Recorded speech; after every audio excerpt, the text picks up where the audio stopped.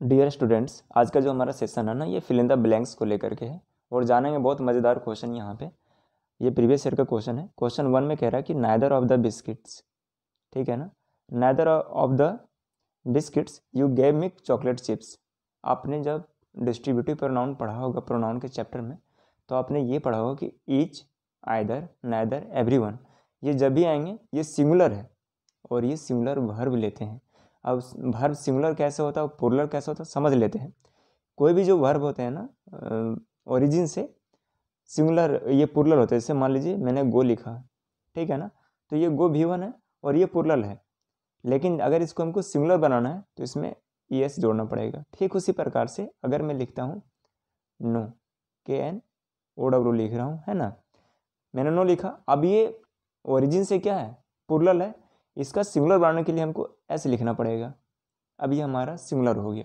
मतलब जो V5 होगा ना, वो हमारा क्या होगा, ये सिंगुलर, ये पूर्ण हमारा सिंगुलर कहलाएगा वर्ब के फॉर्म में, और जो V1 होगा वो हमारा प्लुरल कहलाएगा। ठीक है ना। तो नाइदर आया और नाइदर के बाद जो वर्ब आएगा V5 आएगा, मतलब सिंगुलर आएगा। और यहाँ पे आपको एक ऑप्शन दिख रहा होगा, आपको, ये जो डी में है ऑप्शन, यहाँ पे आपको कंटेंट्स दिख रहा होगा, क्योंकि ये S लिया हुआ है यहाँ पे, और ये S ही इसको क्या बना रहा है, ये S ही इसको जो है ना सिंगुलर बना रहा है। ठीक है, इसका सही आंसर होगा डी। लेकिन कुछ और भी जान लें। कहने का मतलब यहाँ पे मैं कुछ और ये बताने की कोशिश कर रहा हूँ आपको कि ये जो है यहाँ पे ईच, आइदर, नाइदर, एवरीवन के बाद अगर कोई प्रीपोजिशन आए, क्योंकि मैंने पहले क्या बोला, ये सिंगुलर है, सिंगुलर वर्ब लेता है।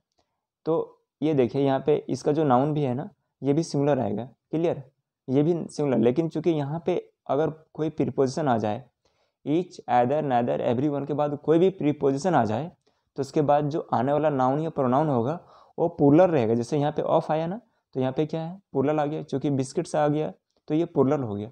मतलब जब प्रीपोजिशन आएगा तो आने वाला यहाँ पे प्लुरल फॉर्म में होगा। लेकिन अगर कोई प्रीपोजिशन नहीं रहेगा, direct either, neither, each, every के बाद अगर कोई नाउन या प्रोनाउन आएगा तो सिंगुलर रहेगा।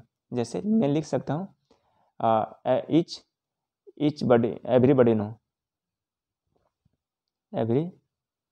एवरीबडी नो, एवरीबडी मैंने नोज लिखा।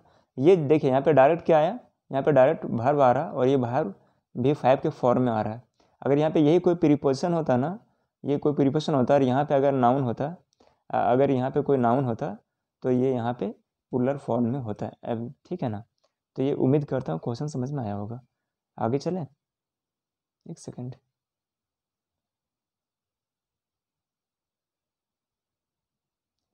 क्वेश्चन नंबर नेक्स्ट देखेंगे हम लोग, है ना। ये समझ में आया होगा। आगे चलें, देखिए क्या कह रहा है। क्वेश्चन नंबर 2 में कह रहा है कि Stanley to play the violin now with an amateur instructor. कहने मतलब ये कि जो स्टैनली कोई पर्सन है, ये वायलिन खेलने का या प्ले करने का जो भी है इंस्ट्रक्शन ले रहा है, किससे, एमेचर से ले रहा है। ठीक है ना। इस क्वेश्चन में की पॉइंट है, की पॉइंट ये है यहाँ कि नाव है। ठीक है ना। देखिए यहाँ पे नाव आया, और नाव जब आएगा तो ये कंडीशन को शो करता है। दो तरह के कंडीशन, एक इसका कंडीशन होता है प्रेजेंट टेंस का, और एक होता है फ्यूचर टेंस का। ठीक है ना।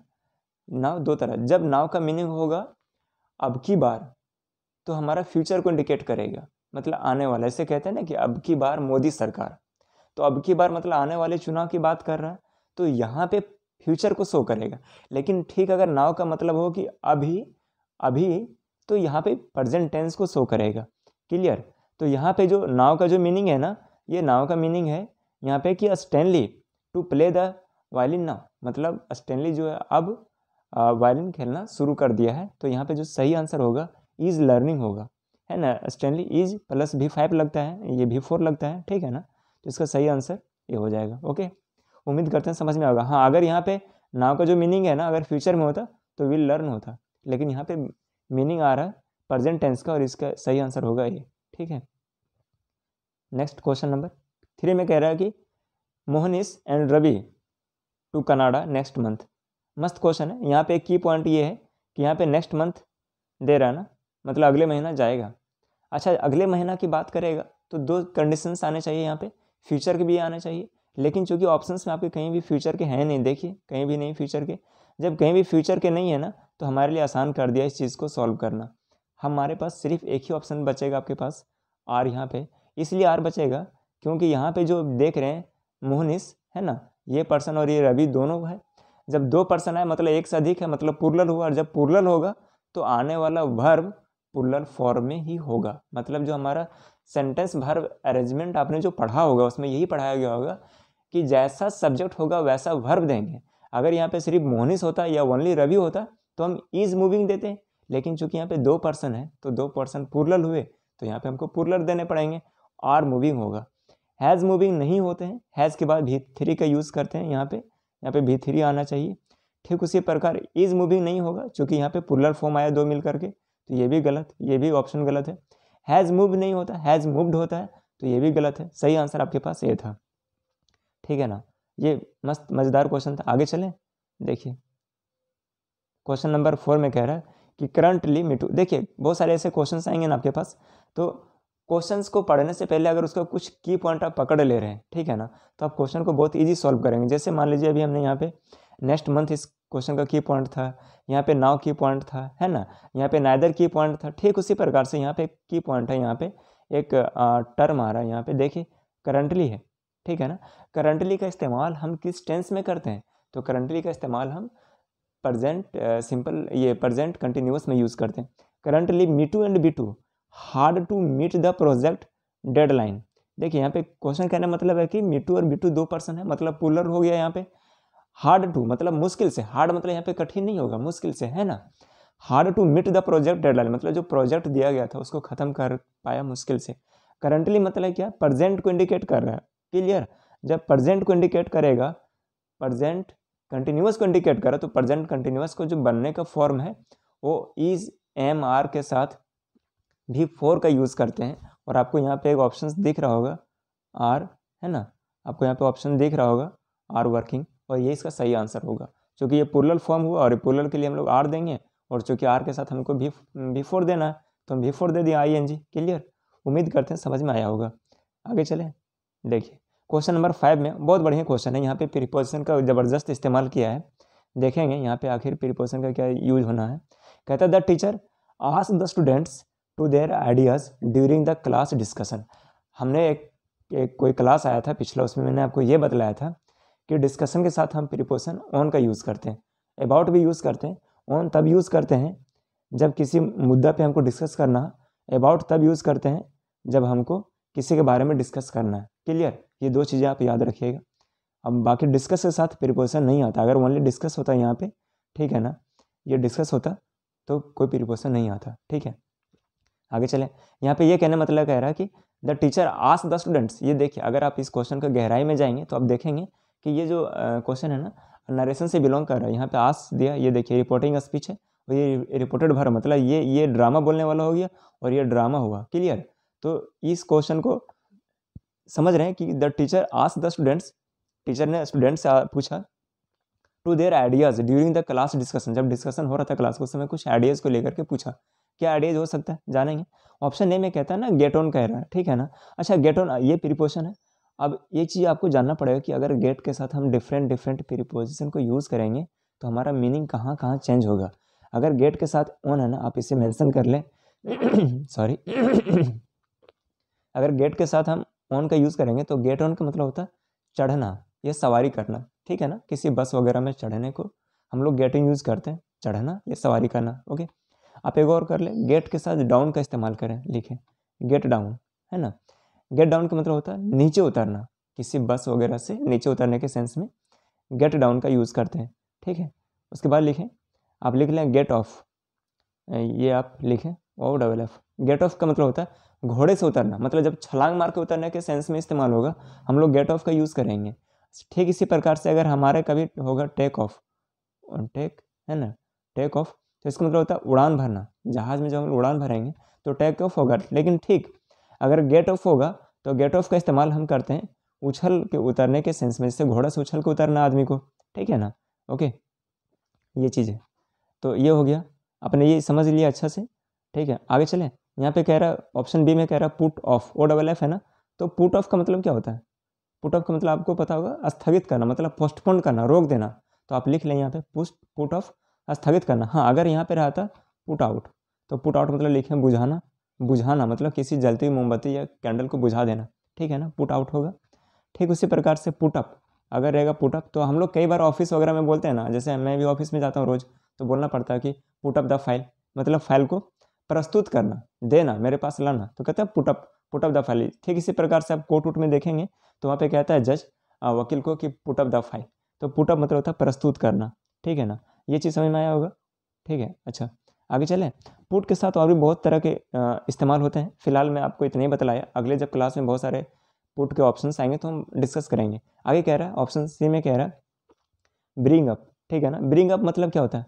ब्रिंग अप मतलब होता है प्रकाश में लाना। क्या होता है? प्रकाश मतलब लाना या नॉलेज में देना, ठीक है ना। अच्छा, आगे चलें। देखिए यहाँ पे अगर हम ये बतला दें, इसका आंसर सही आंसर होगा सी होगा, क्योंकि यहाँ पे कहने मतलब है कि टीचर बच्चों से पूछ रहा है कि डिस्कशन में कि ये आइडिया के बारे में कुछ प्रकाश दीजिए, कुछ रोशनी डालिए, तो ब्रिंग अप मतलब प्रकाश में लाना, ठीक है, इसका सही आंसर सी होगा। लेकिन अगर ब्रिंग के साथ अगर बैक रहेगा, क्या रहेगा? बैक, तो इसका प्रीपोजिशन का फ्रेजल मीनिंग क्या होगा? तो ब्रिंग बैक मतलब होता है मरते हुए को जिंदा करना। इसका मतलब ये नहीं कि हाँ जैसे कोई मर रहा है उसको आपने सांस दे दिया, ठीक है, उसको मेडिसिन दे दिया, टाइम पे ट्रीटमेंट करा दिया, तो ब्रिंग बैक वहाँ पे प्रीपोजिशन का यूज़ करेंगे। या वापस करना, ब्रिंग बैक मतलब वापस ले आना किसी चीज़ को, ठीक है। ठीक उसी प्रकार से अगर हमारे पास होता है ब्रिंग फोर्थ, ठीक है ना, ब्रिंग फोर्थ होगा तो इसका मतलब होता है पैदा करना या आगे बढ़ना, ठीक है, आप इसे लिख लें, ब्रिंग फोर्थ पैदा करना या आगे बढ़ना, ठीक है ना। क्लियर? यहाँ तक मैं उम्मीद करता हूँ समझ में आया होगा। तो ब्रिंग का मतलब होगा तो प्रकाश में लाना या रोशनी डालना किसी मुद्दे पे। इसका सही आंसर क्या होगा? सी होगा। अगला क्वेश्चन चलेंगे, देखिए क्वेश्चन नंबर 6 में कह रहा the war badly damaged the countries infrastructure. कहता है कि जो वार है ना वो डैमेज कर दिया कंट्री के इंफ्रास्ट्रक्चर को। अभी देख रहे हो कि इसराइल या गाज़ा, रसिया या यूक्रेन का जो लड़ाई चल रहा है, तो ये सब चीज़ें वहाँ पे कॉमनली आप अगर न्यूज़पेपर में पढ़ रहे होंगे तो इस तरह के टर्म आपको देखने को मिलते हैं।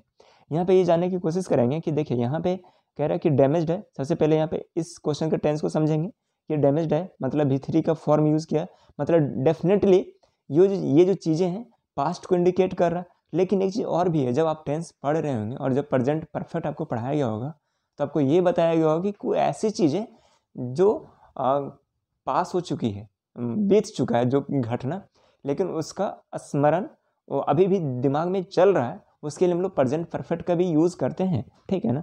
अभी यहाँ पे देखिए ये जो द वार है ना, ये द वार सिंगुलर है, सिंगुलर के साथ हम सिंगुलर वर्ब का यूज़ करते हैं। अच्छा, हैज जो ये सिंगुलर है, हैव जबकि प्लूरल है, वाज सिंगुलर है और इज भी सिंगुलर है, वहीं वेयर जो होते हैं प्लूरल होते हैं, आर प्लूरल होते हैं, ठीक है ना। तो कहने का मतलब यहाँ पे ये है कि यहाँ पे सही आंसर इसका क्या होगा? द वार है। अच्छा, यहाँ पे अगर आप कई बच्चे ये देखें कि यहाँ पे वाज है, ये यहाँ पे V3 आया और यहाँ पे इसका आंसर वाज करके निकल जाएंगे तो गलत हो जाएगा। क्यों? क्योंकि यहाँ पे ये क्वेश्चन का जो हिडन मीनिंग है, ये कह रहा है कि वार का जो है ना वो इसके दिमाग में स्मरण चल रहा, इस चीज़ को भूल, अभी गाजा के क्या वार को भूला जा सकता है? नहीं नहीं, हम लोग भारत की आज़ादी को नहीं भूल सके तो ये तो गाजा का भी। तो करंटली कहने का मतलब ये है कि किसी चीज़ को नहीं भूलने के सेंस में हम लोग वहाँ पे प्रेजेंट परफेक्ट का यूज़ करते हैं। और यहाँ पे सही ऑप्शन आपके पास हैज़ दिख रहा है, the war has badly damaged the countries infrastructure, इसका सही आंसर हैज़ होगा। क्लियर? अगला क्वेश्चन चले, देखिए क्वेश्चन नंबर 7 और ये लास्ट भी है कि the teacher ask the students to their essays before the deadline. अच्छा, यहाँ पे मैं ये आपको होमवर्क के तौर पे छोड़ूंगा, लेकिन पहले इसको मैं डील कर देता हूँ बहुत सारी चीज़ें को। देखिए यहाँ पे पुट ऑफ आया ना, देखिए ये पुट ऑफ है। पुट ऑफ मतलब अभी मैंने ऊपर में बतलाया आपको क्या होता है, स्थगित करना, पोस्टपोन कर देना, रोक देना, ठीक है ना। ठीक उसी प्रकार से अगर हम हैंड अप का मतलब होता है हैंड अप या हैंड्स अप मतलब हाथ ऊपर करना या हाथ उठाना, या कई बार इसका मीनिंग हम सरेंडर करने के सेंस में भी इस्तेमाल करते हैं। क्योंकि आप देखेंगे कि जब कभी कहीं अटैक होता है पुलिस पर्सनल वगैरह का, तो बोलता है कि हैंड अप, हाथ ऊपर करें, तो वहाँ पे सरेंडर के सेंस में भी इस्तेमाल करते हैं हैंड्स अप या हैंड अप। अच्छा, हैंड इन मतलब होता है देना, हाथ देना या हाथ में देना। तो यहाँ पे क्या सही आंसर होगा ये आपके ऊपर छोड़ रहा हूँ, मीनिंग समझा दे रहा हूँ। कह रहा था teacher ask the students, teacher ने बच्चों से कहा या पूछा जो भी है कि देयर एसेज मतलब जो उसका जो भी है एसेज है डेडलाइन से बिफोर क्या करना चाहिए। तो हैंड इन मतलब होता है सबमिट करना, जमा करना भी होता है और हाथ में देने का भी सेंस में होता है। उम्मीद करते हैं इसका आंसर समझ में आ गया होगा। आप कमेंट बॉक्स में इसका आंसर ज़रूर रिप्लाई करेंगे। हम अगले क्लास में फिर से मिलेंगे, तब तक अपना काम करते रहें, मन लगा के पढ़ते रहें। शुक्रिया।